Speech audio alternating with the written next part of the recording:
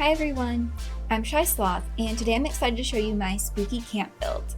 I ended up building an entire little town, so it was a lot of work, and I'm really excited with how it turned out.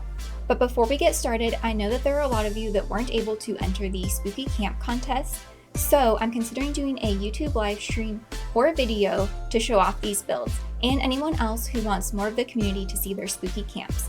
So let me know in the comments if this is something that interests you, and check the description below for more info. Alright, let's get started. So today we're building just up the road from White Powder Winter Sports on the edge of the forest. I chose this location because I wanted my town to be located on a road, and I also really liked all the trees in this area. And there's actually a car with a skeleton in it too, which fits the vibe well. You can probably tell, but I did make this build in a build world, so I expanded my camp budget and radius. And I'm just going to quickly walk through all of my builds in case you want to try something similar, and then I'll take you through my decor. So let's get to it.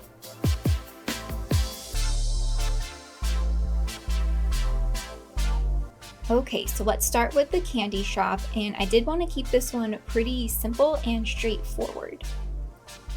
So to start, you're going to place 3 foundations and then place one more behind those in the center. And then go ahead and place all of your walls.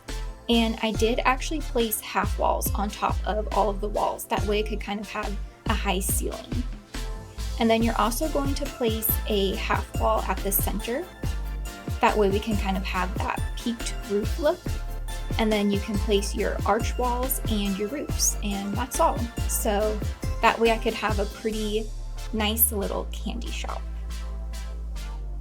As far as decor, I wanted it to have a creepy outside. As you can see, it looks like someone's about to get snatched off of that ride. And you may know that there is not much candy floor decor. So instead, I kind of tried to use a mixture of food-like items that are in the decor area and then other treats that you can put on display shelves. And then of course, a clown is the owner serving up some super weird specials. And then I also have a dedicated Nuka-Cola area because you have to have that in the Wasteland, of course. So in general, I was able to kind of get those happy, creepy candy vibes that I was going for that fit in well with the overall aesthetic that I want the town to have. Now let's move on to the Apothecary, and again, I just wanted to have sort of a simple, quirky design.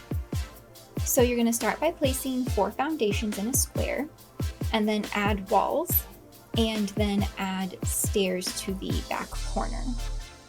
And then add 4 upper floors coming off of those stairs that are offset to the right, and add walls to that area. And then on the bottom, we're actually going to add 2 half walls so that we can kind of make the front roof slanted and then peaked roof in the back. So pretty simple build. So this apothecary is a little different from a traditional apothecary, but I really wanted to have one in this little town. I felt like it would be a good fit. So on the bottom level, you just have some kind of spooky medicinal items, and there's actually some bones in that display case, but I know that they're a bit hard to see. And then over here, I have the vendor area, and as you can see, there's just some more supplies for sale. And then we'll head over to the other side, and we have our bookshelf, as well as the fair displaying the Mothman steins, and then I also included a little shelf with some other Halloween-themed goods. I really like how the upstairs turned out. I have our little alien corner over here, and then a shelf stocked with some other creepy items. And then I have the fermenter and display case with some magic mire and other drinks. And of course we have the witch brewing in the corner. And then I have some plants and medicine on display too. And so overall, I wanted the apothecary to kind of just have a whole bunch of random and odd items. So it kind of looked like a potion shop or like a witch supply shop, because I figured that's what would be located in this type of creepy little town. And I'm really excited with how this one turned out. Next we have the Haunted Inn, and again I wanted to kind of just have a unique and simple shape. So start by placing 4 foundations in a square and add walls, and then place stairs in the back right and add 3 upper floors, so it'll be in an L shape, and then add walls to that floor. And then go ahead and place more stairs that will lead up to the top floor and 3 more upper floors in an L shape, and add your walls. And a tip is that you might have to place a wall that blocks off the stairs and then build a wall on top of it, and then go back and delete the wall that's blocking the stairs so that you can get all of the walls where they need to be. And then you're just going to add your roofs, and that's it for the inn. Alright, so as you can see off to the right side of the inn, there's a graveyard, which kind of alludes to where the guests end up.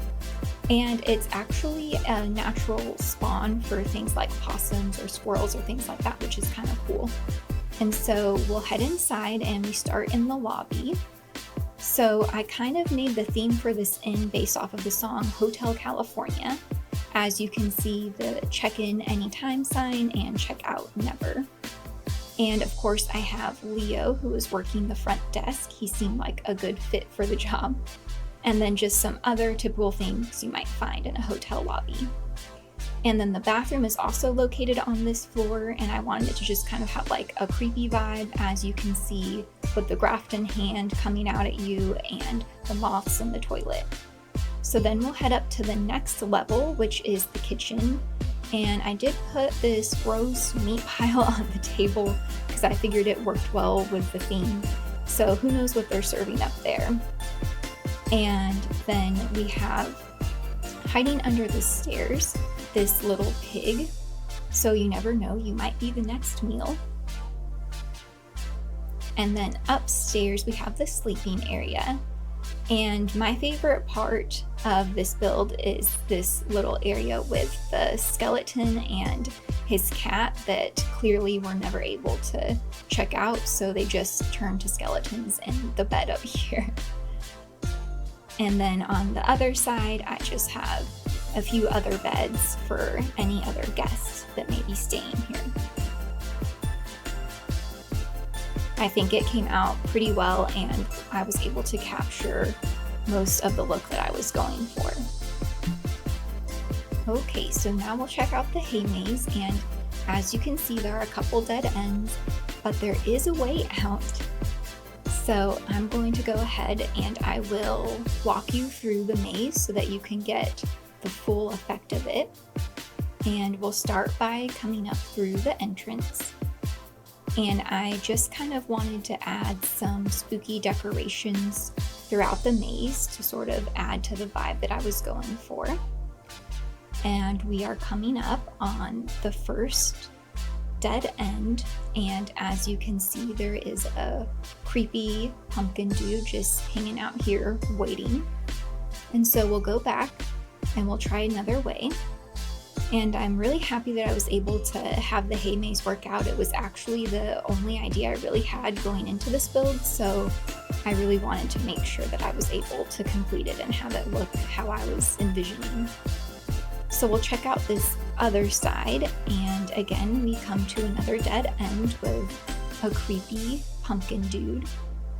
And so we'll turn around, and as you can see, we are headed toward the exit now. And we have the blue devil hanging out there waiting for us, and then also a spooky Mr. Fuzzy.